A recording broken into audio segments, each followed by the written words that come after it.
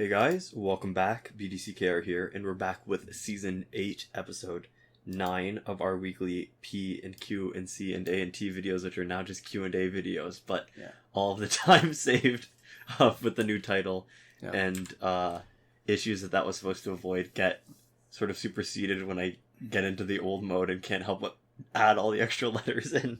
Anyways.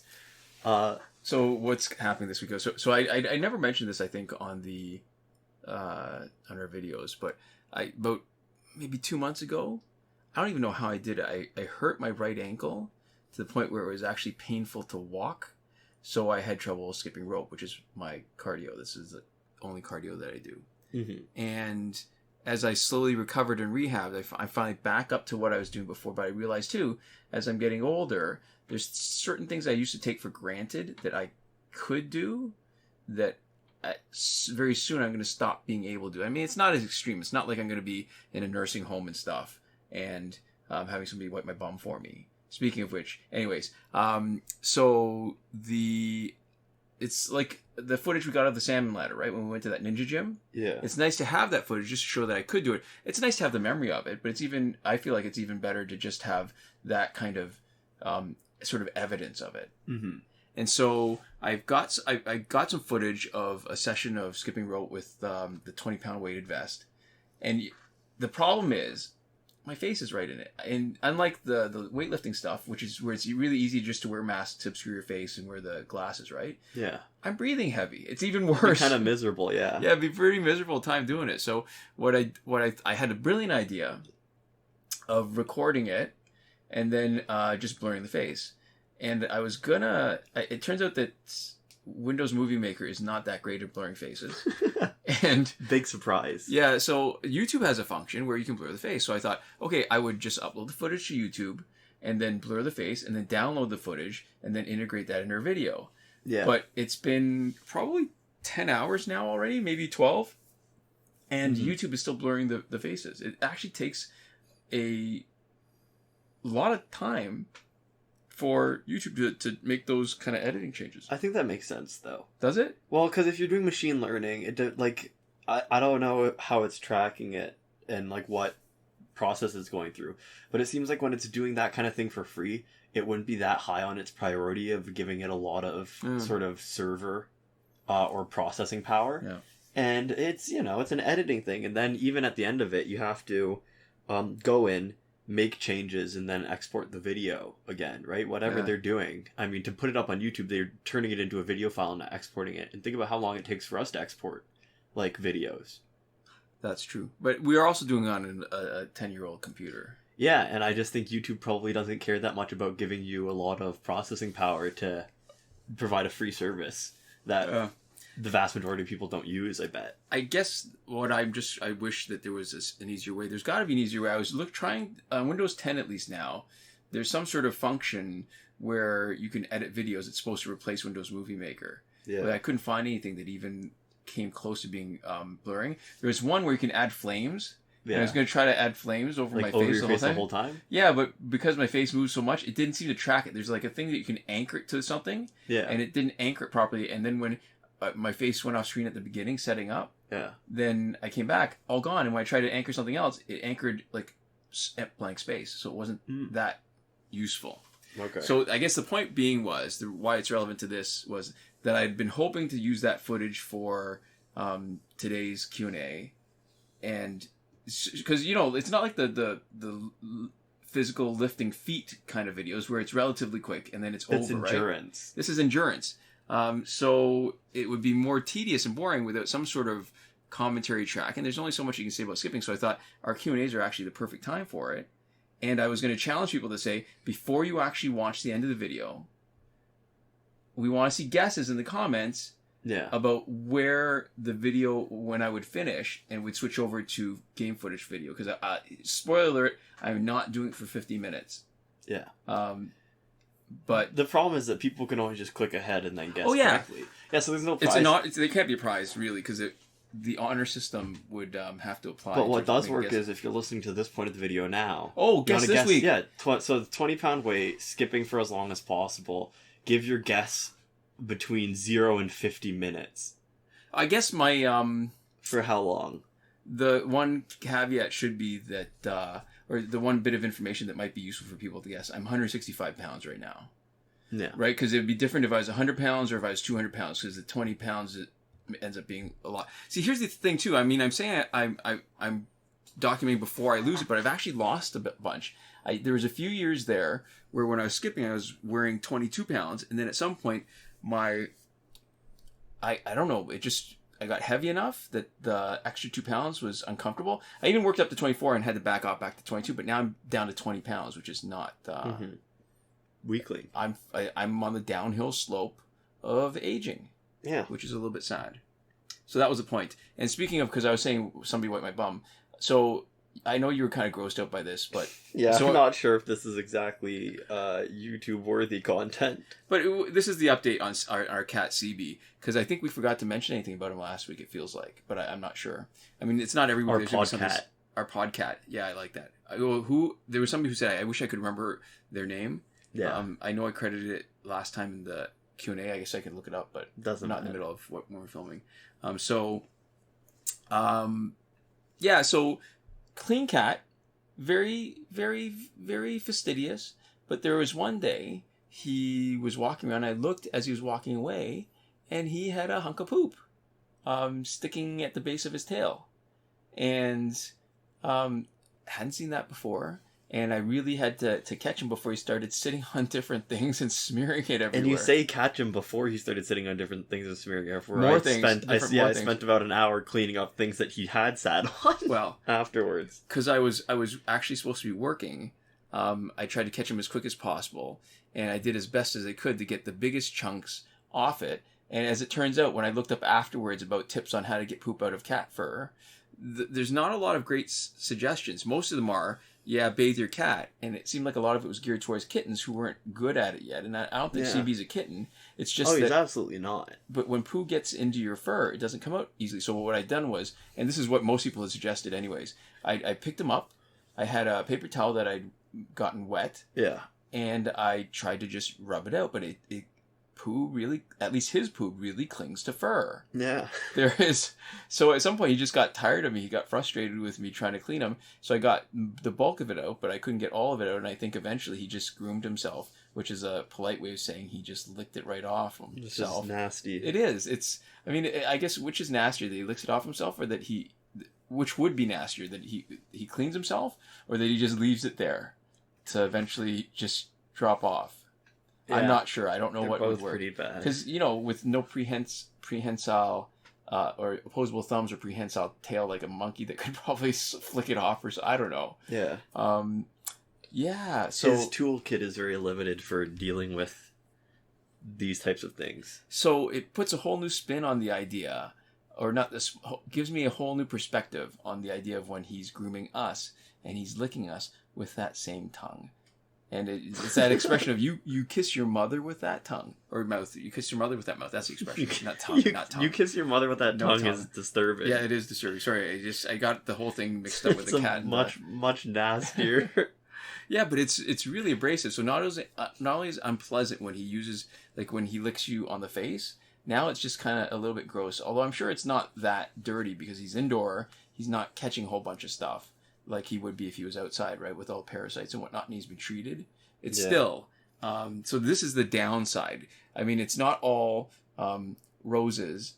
I think we've been trying to give a pretty realistic picture of what it smelled like having a new cat in our house. Mm-hmm. But it's up until now, it's been relatively painless and really pleasant. Yeah. This was probably the first sort of nasty kind of thing that we've been exposed to. Sometimes you gotta clean up poop. Yeah, sometimes you gotta clean up poop, and sometimes poop's gotta clean you up. That doesn't make sense. Yeah. Sorry. All right. I was just riffing on it. You gotta try stuff sometimes. You're throwing poop at the wall to see what sticks. This is true. Okay. So our first question, and we're going to get a little bit away. We'll come back at the end if we burn through all these. We're going to get a little away from the more political questions first to answer some actual injustice questions and talk about, the thing that our channel's about. Yeah, but don't forget to guess how many minutes. I think people have already guessed if they're going to guess. All right, probably. But Yeah. Anyways, first comment comes from Sawh, Sawh. I don't know how I'd pronounce that. Yeah. Maybe Sawh. I don't know. Yeah. As always, let us know in the comments if you want me to do a better job next time, and or forget about it by the time that it actually comes around to pronouncing your name again. Because unfortunately that happens sometimes. And they say, you were thinking of the Ultimate Warrior, and this is from a previous discussion that we were having from WWE Immortals, somebody who had a passive that would disable their opponent's passive. On tag in. Yeah. And I think... So, great, thank you very much. That is exactly right. And the point I want to make, though, is that I don't think I really elaborate on much, is that I think it is a kind of neat... In some ways, when you see the games, and they seem so similar, so Mortal Kombat X, WWE Immortals, and Injustice, it feels like a bit of a cheat when they make the obvious part of the game mechanics so similar, right? Yeah. It's a fighting game, it's a collecting game, and in a lot of ways, the differences in terms of how you progress and the gameplay stuff, it's most of it seems like it's pretty superficial. Yeah. The differences. But when you play it as much as you do, and the game is actually that enjoyable, then this kind of thing, like this one passive, would be so cool to have an Injustice. If they would only take... I think Injustice could be a better game if the developers are willing to maybe integrate some of the stuff that's really good. And when I say that, it's not that it's just crossover characters like Scorpion keeps on coming into Injustice, right? Yeah. But if they did some of the features, like we always speculate about what would be really great passives, new characters and stuff. It's sitting right there. It's ready for the taking. They could just bring somebody. I guess they need to find a character who it would be appropriate for. Mm-hmm. But I mean, they've done so many other things. Or even just their abilities and not the actual like person themselves. Right.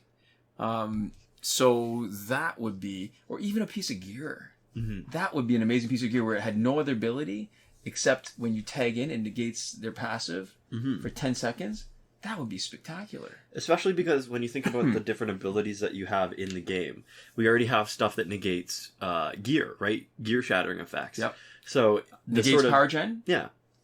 But I'm just talking in terms of like gear effects are something which is different for every piece of gear, and is sort of a non-stat directly related effect and not related to the sort of basic gameplay loop, right? Where they can do other stuff outside of sort of the core mechanics. And passive is the one other thing that it fills basically the same role as gear, right? Where it's just other abilities and they're sort of related to how you play, but not ever like one of the sort of core mechanics that everybody has in the game. Right. Yeah. And so it seems like a natural next step where it's like, what are you're gonna affect gears and whether opponents can use gears, next thing is do the same thing with passives. Right. Mm-hmm. Oh, so there we go. It's unfortunate if we were still seeing updates to Injustice, that would be something on our sort of wish list. It seems maybe not so practical to hope for that kind of specific inclusion now with the game the way that it is, but yeah, but think of how, I mean, it would be really interesting. Yeah, it wouldn't actually help the fights go faster because I think we've already got it. We're watching the ideal team now that gets through them really fast, right? We wouldn't need to negate any passives to do that. But man, how interesting would the fights be if they dropped in and all of a sudden you lost your super duper crit damage on the Flashpoint team. What it creates is a lot of opportunity for interesting play. And when you have to play around certain characters because their passive is really specific, what it lets you do is have a character or a designated slot on your team for dealing with anybody whose passive makes you play differently. Yeah, because this would really elevate a team. Like, it wouldn't... For a Flashpoint team, I think we're already where we need to be. But think about the other teams where you don't play them specifically because you don't have an answer against them. Like, say, against Batman Ninja Catwoman. Mm-hmm. Where when she's got those claws, right? That she does all that... She has all those extra effects. Can you imagine if you could... When that happened, you could drop in your guy and then make it have an opportunity where you don't actually have to have a character that's already super powered. You just bring her down to your level. That would be kind of cool. So there we go. Our next question comes from Zigz, Excuse and me. they say, "Can you explain what a soft lock is and what it means to have an account banned? Because I'm worried my account has been soft locked or something due to my single player battles being locked besides the tutorial, and I've tried pretty much everything." So, I guess if we just answer the question literally, it's not a ban. What's happening to your account?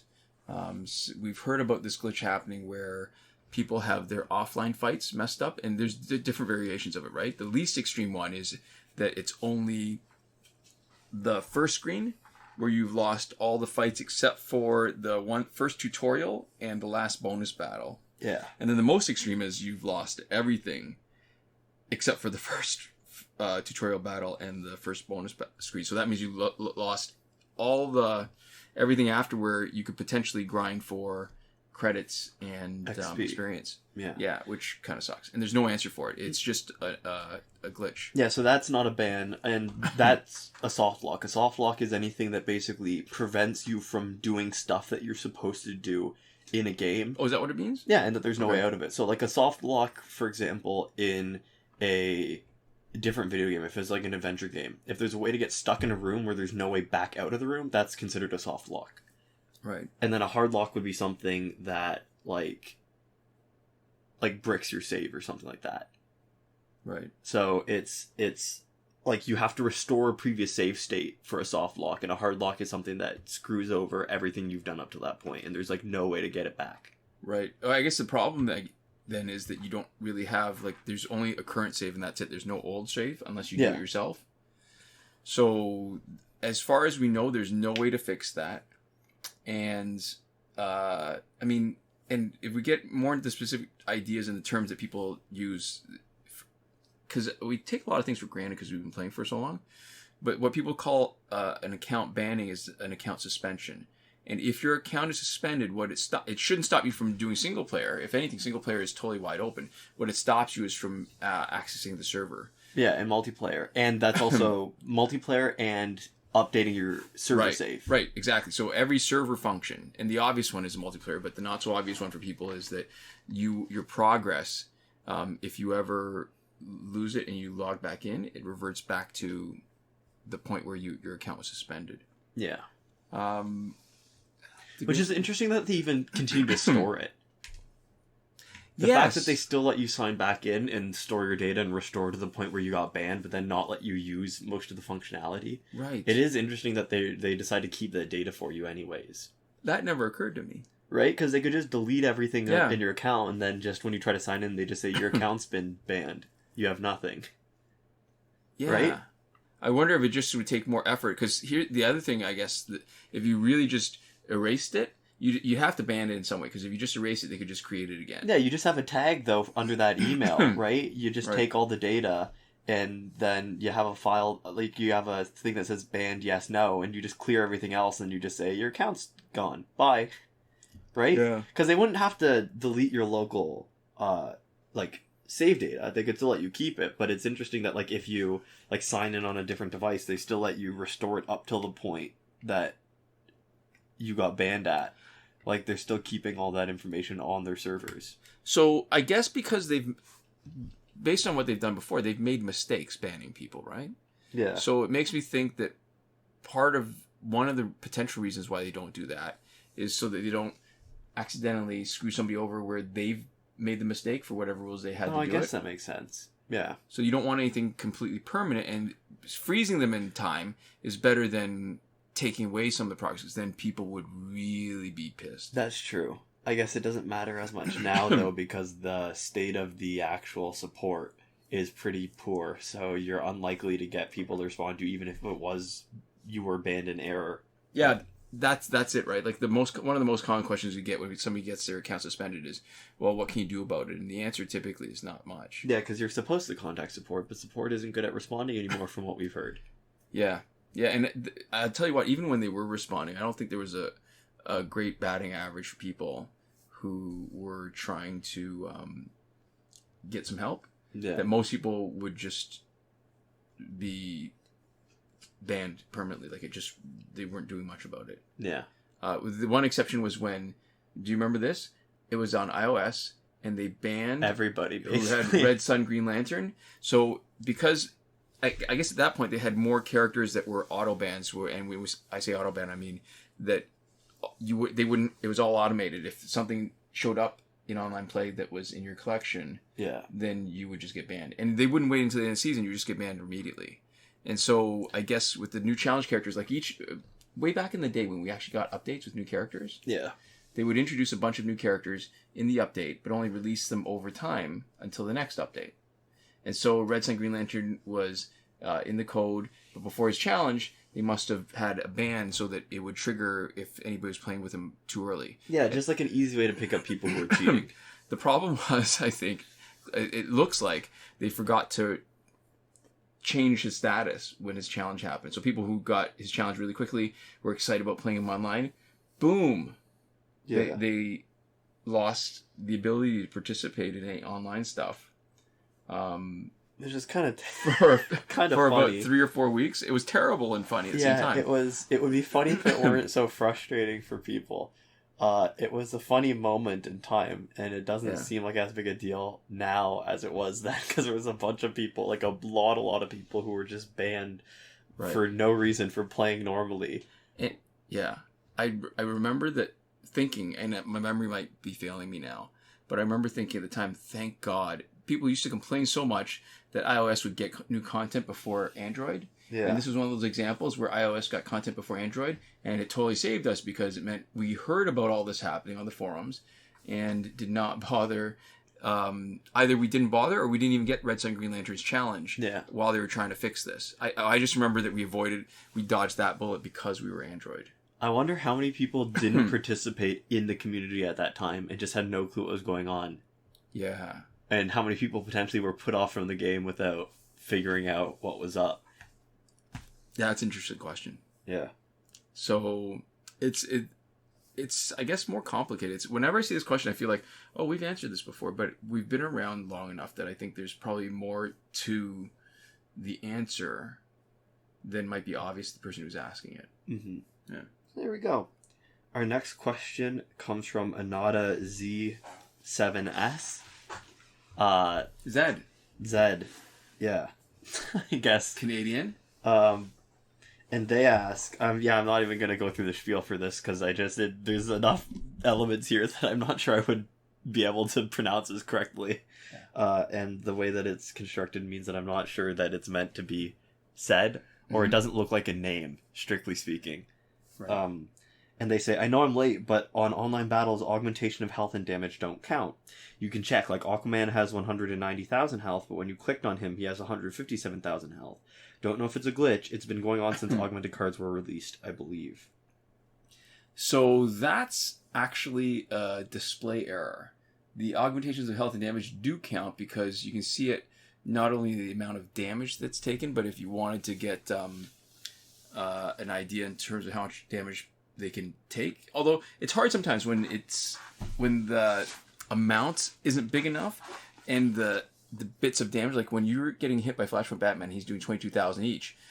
It's hard to tell whether the last 22,000 took away 10,000 health or 15,000 health before they knocked him out. Yeah. But the attack for sure makes a difference. And if you look at the augmentation and the stats, it gives you an idea that it is actually making a difference. So it's just that it just doesn't show it. Yeah. Which is related to the next question, actually, which is interesting. Mm-hmm. And so the next question comes from Louis Aguirre. Aguirre. I feel like with double Aguirre? consonants, it should be like so it's not ire, like IRE. Yeah. Aguirre? Maybe. Aguirre? Maybe Louis, let us know, please. Mm-hmm. And they say, how do people not have support cards at high levels? How do you get rid / avoid getting them, and does it make a difference? And in this case, I used to think that was a display error too. And that was my initial assumption until I did a little bit more I paid attention better. And that there actually are fights against people where they have... I used to think nobody had their support cards. And some people do. Mm-hmm. And it's really, a lot of times, you know who which which accounts don't have support cards is a lot of hackers at the top of the leaderboard. So, and I suspect that some of these hackers who either don't know how to hack the support cards in the game, or never got around to hacking them, or don't even care that spending much. the credits. Yeah, well, because like, who cares? Yeah, so it's funny, right? Because there's those. How do you explain the guys who have really powerful characters, like they have the medals at E7, but don't have gears, or have gears that are underdeveloped? What would be a phrase for it? That are unfused, unpromoted. Yeah, like no support less cards, powerful. crappy gear. So they've got 4-star gear that they haven't promoted at all. That it's not fused. It doesn't have the fourth ability. Like, it's just weird. Yeah, because just even in the time that it would take playing to get all those crystals, you would have enough money for good gears. Yeah. Like, there's no way to get one but not enough money for the other. Right. Unless you're pumping 100% of your money into other characters. And if you're at the point where you're getting medals, then you are probably playing smart enough that you would prioritize some money on gears. You'd think. Yeah. You would think. So it's sort of two sides of the coin, right? Like, one thing is clearly it's just a flaw in the game. It's a display error. It's still affecting the fights. You're still getting hit with a full attack no matter what's showing on the card. But with the actual support cards, it seems like it would be so trivial to do. For if you were, say, using a script kit, or you were a script kitty. Is it, do you use a script kitty, or you are a script kitty, like KIDDIE. Okay, so if you're a script kitty and you've bought a bunch of stuff, it should still be pretty easy to spend some more credits and buy more of the support cards.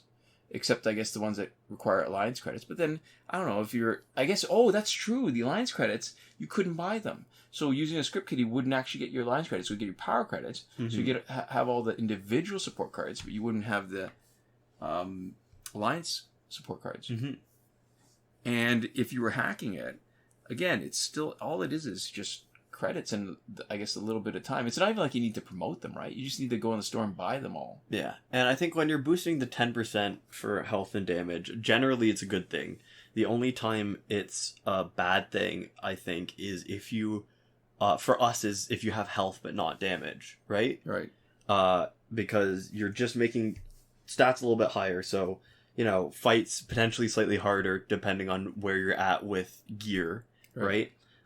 But it's always good for battle points unless you're maxed out. So it just, because it's not something that's avoidable, because you get it in the process of buying packs normally, it's one of those things that's not really worth considering, and it probably doesn't, for what it is, like 10%, right? Yeah. It doesn't make enough of a difference to think about it that hard. But the kicker is, they're all directly available in the store. Yeah. So you could say maybe they don't spend enough time with the packs, but even if they didn't, they could just buy them. Yeah. They're not interested because it doesn't matter, right? For the incremental difference that it makes, it's the cost value analysis, right? Like, it doesn't really provide a significant advantage. The main advantage it provides is when you're playing single player. And if you can hack everything in and you don't need to grind, single player feels like the least important mode. I feel like, and I believe this for a while, I don't know how true it is, that I feel like that a lot of the hackers don't really put in the time to play. And when you don't play it, you might just think, okay, I just want the best characters, I want them as high as I can get them, and the other stuff is just extras, and they don't pay much attention to it, so they don't really get a feel for the game or an appreciation of what actually makes a difference in the fights. And that's why you get these weird teams that have no synergy, that aren't very good, with not a lot of gear, and it's just so easy to kick but super high stats. Yeah. So that's why I feel like that's the case, and it's a small number maybe of the hackers where they actually have good teams, good gears, and a good plan for the gear. So it's not just, one guy's got all the League of Assassins gear, one guy's got all LexCorp, and one guy's got all Fourth World. Yeah, I think... I guess what I'm trying to say is that we've got a very poor class of hackers playing Injustice. That's true. Low investment, so they're clearly coming in not really caring much about the game. Yeah. There was. Do you remember when there was all those people who were hacking in the boss areas so that multiplayer fights had a time limit on them? That was at least kind of interesting. And we had, we even did a series of videos on that where we were sort of trying to find the Boss Aries, because what was making it interesting at the time was, so Boss Aries had a time limit. If you didn't finish him off in time, he'd kick your ass. And it was the time limit that was supposed to be just for him. But it would lose you the whole fight. Yeah. And at the same time, one of the things they would do is stick... And again, if you want to see that, you just look up on our... just Google BDCKR... Not Google. Look up on YouTube, BDCKR. And I think it was... We used to call them hunting hackers, and we had a whole series of videos with a really good team to beat them. But Red Sun Green Lantern was the kicker because he had... he has the no crit damage, right? Yeah. So it'd slow you down. And on top of that, sometimes they would stick Astro Harness on him. Which is brutal. Right. So it would be... Red Sun Wonder Woman, Red Sun Green Lantern, so reduced damage, so it would take you longer to fight them. Yeah. And that, normally we don't care about the extra time. It's like, it's annoying. Yeah. Because the fights are slower, but it's not like you're going to lose. But then there was a timer. Then there's a timer, and then you would lose. So it was interesting, and what you'd want to do is, I can't remember what other things there were that were making a difference, but you'd want to, because Ares would have those moments of invulnerability, right? Where you couldn't attack him and he'd shoot stuff at you too. Yeah. That was, I wouldn't mind revisiting that, but we don't run into that at all anymore. I guess, as much as we complained, Warner Brothers did do at least that much of a job in cleaning up the hackers and keeping those teams offline. Yeah, although they were sort of an interesting challenge. They did. Oh yeah. What sucked about them was when they were designed specifically just to make you lose. But if you just had the Boss Aries and it was just the time limit, it is just kind of an extra fun timer on it. Yeah. Especially because you could still win pretty consistently. I might be remembering it wrong though, but I think some teams they had multiple Astro Harnesses, so more than one person would have an Astro Harness. Yeah, that sucked. Because then you get like 15 seconds per character. Yeah. So there we go. Our next question, or our next comment, comes from Olisa Oz. OLISAOZ. Yeah. And they say, best way I can think of to use Batman Ninja Helmet would be Batman Ninja Batman, or anyone really, with Tantu Totem. If you knock out the opponent, you get all the power back, so the gear talents would still be in effect. It's an interesting thought. Now, so here's to me, this is it's a good example of the kind of thought that goes into, well, how do you gear somebody? What are you thinking of doing with them? So if you've got Batman Ninja Helmet, that's one slot. Yeah. 2 slots left. You want to get your power up as quickly as possible. So that could mean either Razzle Scimitar for bar, Batgirl's a teammate, or the almost cliche loadout of Tantu Totem, Master's Death card. But then you're all geared out. Yeah. So when you come in, you're not going to get a full 2 bars. At least typically we don't get a full 2 bars. You're like 1 or 2 hits away. You hit them a couple times. Then you got 2 full bars.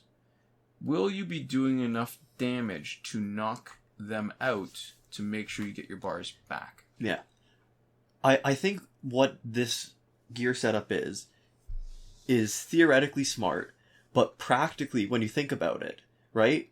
The circumstances that you need the Batman Ninja Helmet's abilities is when you need somebody in as a tank. And the circumstances where you get the power back with Tantu Totem is when you're dealing enough special damage that you are consistently knocking people out. So if you're consistently knocking people out and getting the power back, you probably don't need a tank in that situation. And the times when you need a tank is probably when your specialist has burned all their power and still not knocked somebody out. Yeah. So the main problem with that is that when Tantu Totem is giving you all your power back and putting you in a position where you are getting the full effect of Batman Ninja Helmet is also the times where you probably least need Batman Ninja Helmet because you're just mowing through people. And if anything, what you want to do is lean into it, right? Because that third gear slot can be the difference between doing a lot of damage or knocking them out. Yeah. Like, let's say you had... Alright, so Batman has a great special 2. It can do a buttload of damage, but what you need it to do, if you're going to really take advantage of it and get, like 1 million plus that some people do, is because it stuns on the first part. You need to have a stun booster. So that's Cloak of Destiny or Necron's Scythe. And we don't have 4 gear slots. Yeah. So I think this gear set, what this does do is give you the closest to an all-in-one that you can have on a team. And it lets you still use both the specials. You can use both the power on your character and still have Batman Ninja Helmet and use those abilities on your character at the same time. But I think in terms of making the most effective possible full team, it would be better to gear somebody as a specialist and have the helmet on a different character. Yeah. Just in terms of... Because the two ways that we always think about stuff is what helps you finish battles faster and what helps you lose the least percentage of total battles. Right? So it's two ways to help. Yeah. Fast or just invulnerable, or like invincible. And so I think anybody who needs to use the Batman Ninja Helmet is going to make it so that you're losing less fights, but you're taking longer. Right. Because if you're going fast, you don't get into a situation where you need to really, really reduce your damage. Most of the time, your main strategy for reducing damage is killing them before they can hit you. Right. And so when you put them together on a single person like this, you're losing a little bit of the speed that you could get by increasing damage, and you are maybe losing less fights, but in the fights that you're losing, you might, mindlessly use your power or use your power when you thought you could knock somebody out. Right. And then it turns out that you can't, and then you're left with no power and no ability to tank. Right. So it doesn't seem to increase speed that much, and it still leaves you the opportunity to lose a fight that you would otherwise be losing if you put them all together. Whereas if you have somebody whose goal is to just sit with power with the Batman Ninja Helmet, that will slow down a fight a ton if you need to use them. But you way reduce the risk of losing any one individual fight because your guy is just so much hardier. Yeah, so it's funny. Alright, so does it ever occur to you that they must have done a lot of beta testing or gotten really lucky in their design? Because if they had 4 gear slots on each guy, that would have changed everything. Like, you could have, like, Batman would have Tattoo Totem, Master's Death Cart, give him Batman Ninja Helmet, and then give him that 4th gear, that, like, Cloak of Destiny or Necron Scythe, and he would be unstoppable. But I guess if everybody has 4 gear slots, I don't even know how much beta testing they would do, as opposed to just they did it arbitrarily, and when Gears first came out, there was nothing that was totally changing. Actually, when Gears first came out, the healing abilities totally wrecked the game. If you had all 3 healing gear on one character, it was almost unwinnable. Right. So when it first came out, they clearly didn't have beta testing. Because that could stack. Yeah, and they had to change it. And then after that, when you start with the rule of 3 gears, as you're introducing new gears, you just have to... make sure that you don't totally break anybody. And then every once in a while, they would introduce a character or a gear or something that they'd have to change, right? So they did just make changes over time. So I think what it really was is just watching the community reaction to stuff. But look at the gear that's actually available. Is there anything else that would be as unbalancing as putting, like, there are certain characters where if you get a 4th gear slot, they can take out almost anybody else. Like, that puts them over the hump in being able to manage anybody that they face, no matter what other gears they've got. Because there's not enough defensive benefit on a 4th gear slot as there is an offensive benefit to the 4th gear slot. Yeah. I just think that would be interesting, though. Having more gear? I guess, the same way it would be interesting to have more teams where you could take advantage of other passives. Oh, like having 4 people on a team, potentially. Right. So, that... you could get a really total power gen team, right? You get Green Lantern and animated Harley Quinn, and all really load up in a way to make one guy. Yeah. There's a fantasy book by Dave Farland called Rune Lords, where that was the idea. So they had these really powerful Rune Lords. They were like magic warrior wizards, whatever. And the thing was, the way they got that way was they took power from other people. So they had people that were sort of like their servants who would let them have their magic abilities, and they would wield them. So what the problem was, so these guys, obviously intentional, was that these guys were really, really super powerful, and the way to beat them was to get all their they're not minions, but all their support staff. Yeah. And once you get their support staff, then they're like weak as like little babies. That's fun. Yeah, no, that would be like it's interesting, right? 3 on a team, 3 gears. That's theoretically how politics is supposed to work. Oh. Right? Where their power is just based off of representing a larger group of other people. Yes. And then you take away their base and then they have nothing and they're just a normal person. Yeah. It doesn't end up working that way. No, it doesn't. Because people can't move as freely to new people when they're displeased with one person, but it's supposed to be how it is. Yeah. All right. So we start off injustice and we end up political, and sometimes we start off political and end up injustice. Yeah, and this is a good segue because we have our sort of first relatively fresh politics-related comment. So this comment comes from James Liang, and they say, dead people voted too. So this is clearly talking about the U.S. election. I guess it doesn't say anywhere specifically. I mean, we didn't reference any voting other than the U.S. election, but they could be coming and talking about something entirely unrelated. So this is a really interesting thing. Mm-hmm. And speaking as somebody from the outside looking in, I mean, I guess you could say that the idea is that it's mainstream media that's a problem and that there's giving one-sided stories, but it's a really interesting story. Can people hear it? Our cat's I don't know, meowing. yeah, see, he's meowing outside the door. I think he's missing us. I think he would like to be part of this video, but wants to come in and talk. I just don't know if he's, what's the word, mature enough? Right. Like he's got enough self-control to manage himself in the studio while we're doing. Yeah. See, the problem is that he's a horrible racist, so we can't actually put him on the microphone because they'll just say the worst things. And he scratches the furniture if we don't watch him sometimes. And not really. Well, this cherry does a little bit. And so a lot of times, if he's mellow, he's fine. And sometimes if he's not mellow, he really wants to get in everything, and we don't know which one he is until he comes in. See, I'm just worried about controlling what he says because you put him on the mic and you don't know what the next thing out of his mouth is. Yeah. What were we talking about? So talking about dead people voting. Oh, okay. So, there's definitely this really funny kind of narrative that shows up a lot, right? That news stories that talk about people being able to apply for ballots and to get them for people who shouldn't be able to vote, whether it's that they're in the most extreme cases that they're dead, or just that they're not eligible, or that they're in the wrong district, or whatever, right? But the stories, what's interesting to me is that people take different things from stories, and typically the stories are, these are people who actually got caught and didn't vote.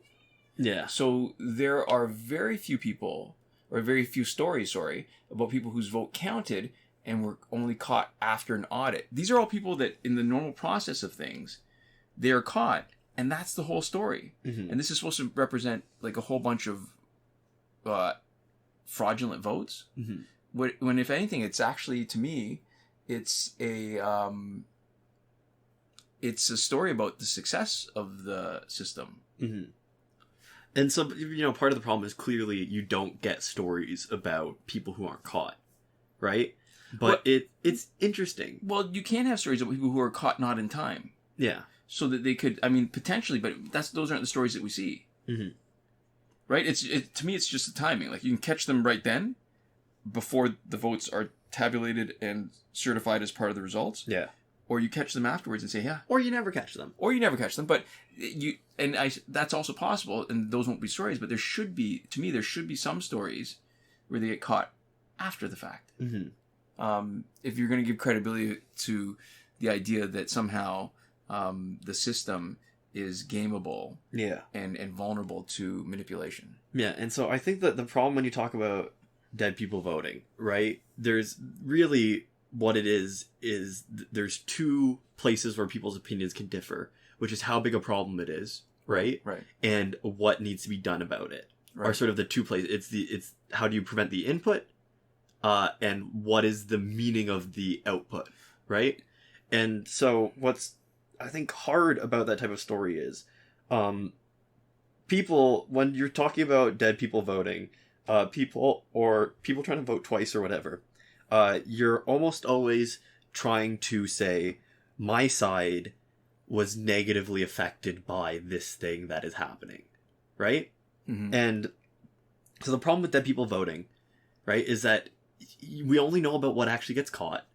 And we don't have a lot of evidence to suggest that this is a big problem. right? And it is a very worrying subversion of democracy if that's allowed to happen. Right. But the other thing is that it is relatively effort intensive. It's a lot of work to find somebody who's dead and get it passed, because the ones that you hear about are people who didn't, do a good enough job, and so you hear the criteria that excludes them from actually slipping it past anybody, right? And so it's the per person effort it would take to manufacture votes in large numbers by people who are dead seems like it would be just impossible for it to be like a large scale operation. Whereas there's a lot of other places of vulnerability, like in-person electronic voting booths, where somebody, like a single person, could hack one of those and then have access to change hundreds or thousands of votes. Right, that's why paper trail is so important. Yeah. So the thing that you touched on was like how much, like it's not just that it's possible, because I think it's possible, but it's the degree to which it happens. And so, I mean, you got different examples of stuff like that, right? To me, capital punishment is it's not a similar kind of thing, but it's an illustrative kind of example where you don't, in my mind, you don't want to ever, you need to have enough checks and balances. If you're ever, I mean, I'm against capital punishment, but if you're going to have capital punishment, you need to have enough checks and balances so that you never kill an innocent person. And do you have that same kind of threshold for voting where if because it's inherently like a clerical kind of thing where you're basically counting votes. I mean, there's the extra detail about maintaining security, make sure that people don't. And I think this is probably what you're talking about. It was a good example of why it didn't make sense to me before, but that even in a huge federal election, like an election for the president, it's all administered locally, because locally they have the best chance of catching people who shouldn't have voted. Yeah. Right? Because it's on a smaller scale. There's a better chance that they have the records that are available to them to check and the manpower to check for if, this particular person is dead, they would have the rolls and be able to look at the records of whether this person is still, paying taxes. Yeah. Filling out, submitting income tax or paying property tax or whatever kind of paper trail or electronic trail that a living person would generate. Yeah. And I think the other thing to talk about when you're talking about elections and voter fraud, right, is that if you are operating in good faith, everybody has the same goal, which is to have enough honest results from the election and a high enough proportion of honest results from the election that the result doesn't get changed because of any fraud that's happening. Right. Where you want to count as many votes as is necessary to get the right answer if every single person who wanted to vote voted and not a single fraudulent vote was cast. Right. And so the problem is anytime you take any step to, for example, restrict mail-in votes, potentially for fraud, where you have certain votes being discarded based off of issues in the way that they were filled out, right?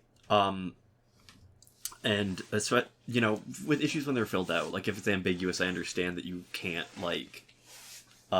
actually take that vote because you can't just make up what you think the person intended the way that they filled it out. But every time you take one of those actions, you are improving the integrity of all the votes that you are counting. Right. But you are potentially discarding enough votes that it could change the outcome. So I think at the end of the day, you talk about dead people voting. As it stands, there's not evidence that any volume of that type of fraudulent voting occurred enough that it would change results. Yeah. And to take action above and beyond what we currently did to exclude valid votes has a higher risk of changing the outcome than, accepting the votes of people who are dead. And, of course, obviously for anything like that, you want to minimize the amount of fraudulent votes you count while not reducing the number of valid votes you're counting. Yeah. it's an interesting point you raised, because I've been following some of the, I mean, again, American electoral news is so much more interesting than Canadian stuff. There was about 20 different challenges, legal challenges from the Republican Party. And the only one that seemed to stick was something that would have been taken care of in the normal process, or was taken care of in the normal process of things. There was one district, I can't even remember which state, where they were going to do a recount because there were about 100 ballots that were in dispute. Yeah. And the winner won by 10 votes. Wow. So they actually were doing it anyways because of the margin. Yeah. And because we're in the middle of a pandemic, and because this is one area that I sort of know a little bit, it's interesting because you've got to figure out where you want to set your threshold for, because I don't think it's going to be possible to never have a mistake. Yeah. But in lab tests, when you do them for medical purposes, there's, or any kind of testing actually, whether it's a lab test or any kind of attempt at discrimination. Yeah. Sensitivity is how likely a test is to pick up what you're looking for. Mm-hmm. Specificity is how likely a positive test result is actually what you're looking for, not a mistake. Yeah. Okay? So in the real world, you can't really get 100%. Yeah, in science, that's p-value. Okay, perfect. So if something is sensitive enough to pick up every instance of what you're looking for, you get some false positives. Yeah. And if something is very specific, then in order to exclude everything that's wrong, you exclude a few of the ones that are right. Mm-hmm. So then it becomes a matter of, well, what level do you pick to make sure, and what level you pick depends on what you value, because you know what the impact is going to be on your result. Yeah. P-value is the chance in science that the sort of sample that you got of the complete population, what the chance is that the result that you got was obtained just by random chance, that you happen to get an unrepresentative sample. So that's exactly what it is for voting, right? Which is that you assume that there are some not real votes, right? That there's a certain percentage of voter fraud, or that there's a certain percentage of whatever happening. Even, or you could even go further and say that there's a certain percentage of people who just aren't voting for whatever reason. Right. And it's what's the chance that you got this result just because of the specific mix of data that you got, and not because it's actually representative of everybody. So I think it's definitely a related idea, but I don't think it's getting at what I meant to, because the sensitivity and specificity to me is the idea, I guess, of it's inherent in the test. It's built into the test, and the p-value has to do with the quality of the results that you're getting in the sample that you took. Okay, so they're a little different then. Yeah, because to me, I'm thinking of the test of how do you screen for voters and votes? How do you decide that a voter was legitimate and that their vote was legitimate? And if you're too sensitive to voter fraud, meaning that you're too exclusionary, then you end up excluding people whose votes should have counted. Oh, yeah, so when you talk about stuff with like ID cards, and the more like identification you require that certain populations could validly not possess. Right. And then you balance that against, well, if you're too relaxed, your threshold is too low for screening out for potential voter fraud, you'll make sure everybody who could vote and wanted to vote, their vote counts, but then you're open to more votes that shouldn't have counted, making a difference. And then like having a small number of people sway like results. Yeah. So, I mean, we're sort of running... We ran out of time. We stuck up some more footage, but there's a great Twitter thread that I saw where some guy was trying to address every single sort of declaration of voter fraud. I just want to mention some of the more interesting ones. The one of the big ones. So remember I was saying about how you want to catch them after they voted? Yeah. There was one where there were two actually. So there was they're taken as examples. There was a Linda Kessler, Linda Kessler, that was supposed to have been dead and voted, but it turns out she was not dead. And the person who voted, there was a clerical error and they spelled her name wrong. She was actually Lynda, Linda Kessler. Oh, okay. The other one was that James Blaylock, who should have died years ago, was apparently voting. And as it turns out, because of the way they tabulated the names, they don't include the honorific. So it was not Mr. James Blaylock that voted, who had died. It was Mrs. James Blaylock, who's was also known as Agnes Blaylock, but for the purposes of her voting, she'd always voted as Mrs. James Blaylock. Interesting. Yeah, so in the few cases where potentially it looks like the kind of scenarios where you could really convince me that there were problems with the system and there weren't enough checks and balances, if anything, turned out it was actually just right. Yeah, and I think the problem with stuff like that is that there's such a wide potential volume of people to draw from, like hundreds of millions of votes, as your pool for pointing out like specific individual errors, that it's never going to be super hard to find individual places where voting is screwed up. Right. I just think that we don't have anything that indicates a sort of larger problem. We don't have anything that indicates a volume of this happening versus just specific anecdotes. Right. Yeah. Right. Which I guess is the kind of thing that some people would say with police violence, though. So we might have to return to that idea and think about that when we have more time to talk about it, because I think that definitely is maybe by itself something that could be challenged. We'd have to maybe refine our stance on that to understand exactly where we sit with it. And it maybe, if I could just indulge me a little bit, just I'm going to read one quote from a news story from a local news channel. Mm-hmm. I guess their news station is the I-Team. The I-Team has compared state data and other information provided by the White House and compiled by the Heritage Foundation. The data reflects that out of more than 7 million votes, 7 million, that have been cast in Nevada elections since 2008, 2 votes are known to have been cast illegally. 2 out of 7 million. These votes belong to a person who was not in the country legally and cast 1 vote in the 2008 general election and voted again in 2010. So technically it's 2 votes, same person. Yeah, so one person who was doing voter fraud who was not in the country legally who voted twice. Yeah. That's a real person. That's not somebody en masse trying to sway results. That's just a single entity acting by themselves to vote. Okay, interesting. So there we go. Yeah, we're out of time. I think we probably, if anybody comments and wants to continue this discussion, we'll probably end up coming back to this or similar ideas. Oh, I'd be happy. It's just interesting. Like, I'm just, it's an interesting deep dive into this kind of stuff and just all the stuff that's happening. We don't get nearly as much excitement in Canada. Yeah. Oh, and remember, I want to hear your guesses. Even nobody else does. I want to hear your guesses in today's comments. There we go. So to finish up, we've got some people that we could want to say some things to. First off, a quick shout out to Eliza Polaroid enthusiast Caton. She's a hipster for old expensive photography technology.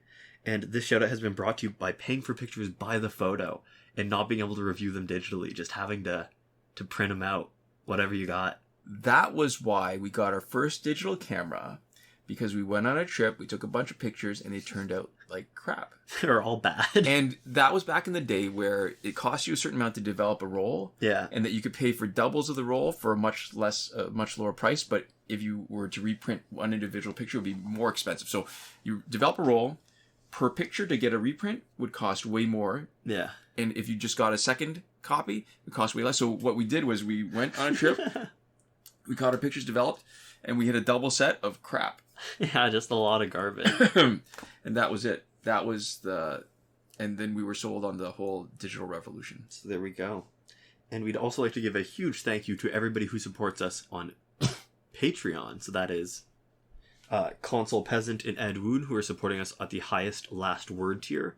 Mohammed Albshaiti at the Your Message Here tier. Shawn Farrell, Daniel Simonson, Aaron Maule, Michael DeVries, Brandon C., and Irvin Ruiz, who support us on the credited level. And Chris Wolf, Scarlet Danny, Awesome Gamer 241, Pavu RS, and Gavin Malott at the gratitude level. Oh, we almost forgot Eddydoo again. Oh, and Eddydoo. Yeah. There we go. It's still not in the list. Thank you so much for your support. And thank you to all of you for watching, listening, however you're engaging with us. We'll see you next time. Komoda.